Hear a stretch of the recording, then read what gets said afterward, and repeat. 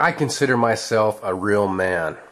A real man who goes hiking, backpacking, stays out in the forest, makes his own fires, and eats some of the stuff that half the people would never dream of eating because it's dirty, right? I shoot, I have guns, I have knives. All kinds of knives, right? But do I know how to stitch? Being a real man who does all those manly things? You bet I do. Now, I'll tell you this though. I won't say that I know how to stitch and make it look nice, but I know how to stitch and make it functional. This stitching comes in very handy to fix your gear as well.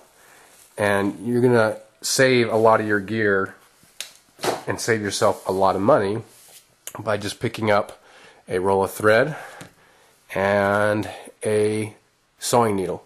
And then of course I'm using the Leatherman Blast here to give me a hand with scissors and whatever else I need. So my Kelty Redwing 3100 is in need of some TLC. First, you want to determine the length of thread that you'll need. Typically for the repairs I do, I find a foot is more than enough.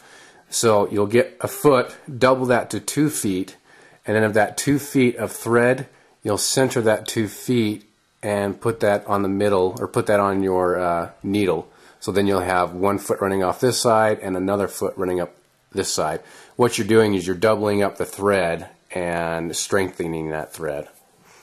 On the opposite end of the needle, very, very simple. All you want to do is tie an overhand knot and tie a series of those so you end up with a big knot at the very end, and this will help so that it doesn't pull through the fabric when you're stitching.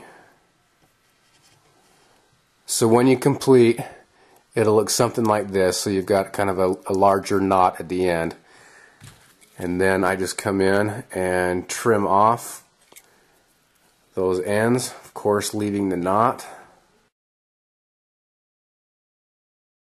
So what I want to do is I want to start stitching this. I want to start a little bit high and then go a little bit lower than what the actual hole has been created. So I'm just going to fold this over, tuck it in on itself just a little bit.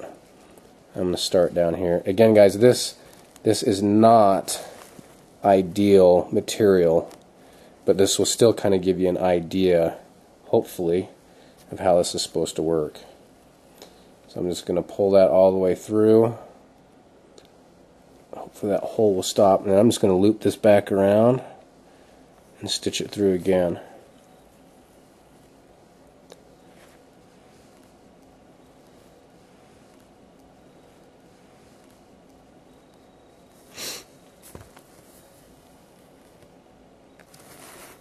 Okay, that's pretty good. You can kind of see what I've done here.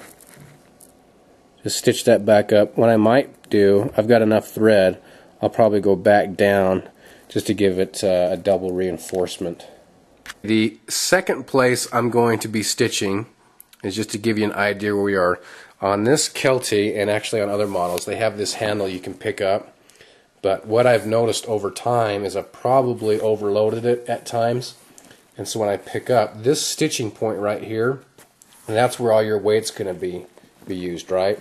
And as a result, this stitch right here, you can kind of see where it's starting to widen just a little bit. See right there? So that's starting to pull. So on this one, I'm actually going to match it up with this, maybe go a little bit further out right here and right here. And we're just going to go down through it, and then from the other side I'm going to poke it out. Then come back over, down, out, down, out. This is where sometimes the pliers on your multi-tool come in handy, because some of the material that you might be working with is a little bit hard to push the needle through. So I'll use the pliers sometimes on some material. I did last night, just to grab it and force it through. But this one, this is actually going through pretty easy.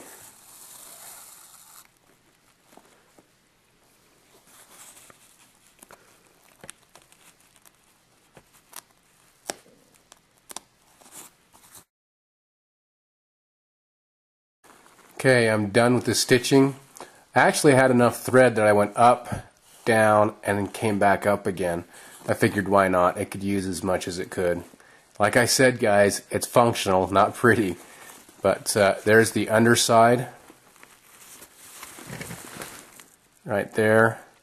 And now we'll show you how to finish off the stitch. So in this case, what we're going to do, we're going to take the needle back through. We're going to grab some thread, some material too if you can, some of the fabric. And once you do that, see this loop that it's made? I'm going to take the back end of the needle after I pull that through, and I'm going to put it right through that loop. And then what that does is that essentially is going to start creating a knot, and you're just going to tie that knot down. Now I'll do that several times, and then we'll just cut off the excess material, and you should be good to go. For the low cost of a spool of thread, low cost of a needle, you've just done a very inexpensive repair to a very costly piece of gear that you need fixing.